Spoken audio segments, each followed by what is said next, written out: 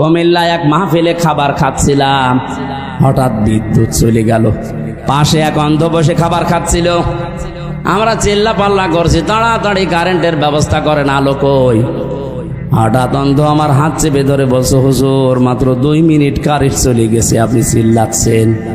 অথচ 40 বছর হয়ে গেল আমার জীবনে কোনো কারেন্ট নেই। 40টা বছর আমি চোখে দেখি না। কই আমি তো চিল্লালাম না। সেদিন একটা কনফারেন্স দেখছিলাম, সৌদিতে ছিলাম আমি, মদিনাতে। ওই সময় আমার চোখে পানি চলে এসেছে। আল্লাহ, ছোট্ট মাত্র 11 বছর বয়স, 2 চোখ নেই, পুরা কোরআন শরীফ আয়ত্ত করে ফেলেছে। সুন্দর করে তেলাওয়াত করছিল।